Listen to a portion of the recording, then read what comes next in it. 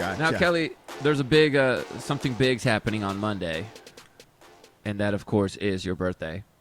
Yes. Are you guys gonna have the kids on that day? No. Well, no. Oh, okay. We don't. Oh, so just Alan and Kelly, huh? Yeah. Nice. Unless I'm a Kelly, because, she still she's mad at me right now.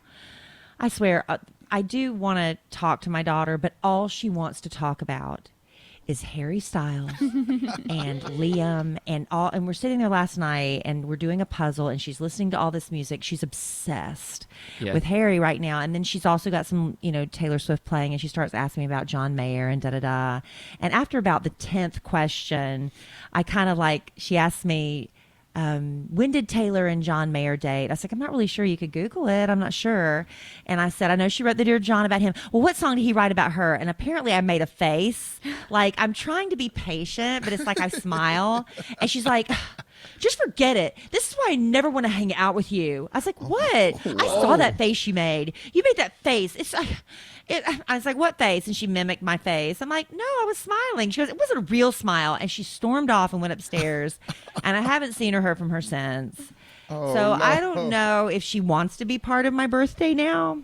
I'm sure she does. She's your daughter. She still does. loves you. Yeah. If it makes you feel better, Kelly, I got my first You're Ruining My Life for my daughter. Oh, you'll get many more to come. That's just the first of many. How did you do that? She's 6. I'm like, I made did you you. do? How did I ruin your life? I made you. How did you ruin her? Yeah. So my wife and I are having this discussion, and I hope that there's other parents dealing with this because I feel guilty. The screen time for our kids has gone up exponentially, like a lot. Sure. And it's because we realized that now they can do little Zoom calls with their friends or FaceTime with their friends. And so we started allowing my daughter to receive phone calls on my wife's phone from her friends.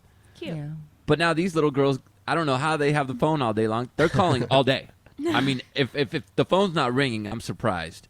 Right. And finally, around 5 o'clock after the 139th call that came in, I finally looked at Chloe and I'm like, Chloe, we don't need to be on our phones all day long. You don't need to be talking to your friends and be in front of a screen. You have us here. We should be having fun as a family. And she looked at me and she goes, ugh. And I said, excuse me? And she goes, but I want to talk to my friend, Alile. And I said, I know you do, but you already talked to her 5 times. So I'm going to take the phone back. And she looked at me and she put her hands on her hips. And I don't know where this girl came from. And she goes, you're just ruining my life. And she ran away with the floppy arms that kids do when they're just not really running properly. Floppy arm to the little couch. And then she just threw herself on there and cried. And I'm like, Oh, my gosh. Have you gotten an I hate you yet? No, I haven't gotten that yet. From either child? No. Wow, that's huge. I think I would cry. It hurts.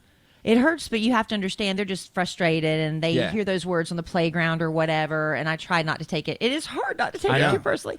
But I vividly remember the first time when my daughter was a toddler sitting in the bathtub and she looked up to me. I hate you. I'm like, oh. Getting it from a 3-year-old is bad, but when he's 23, God. You get that still? Oh my gosh.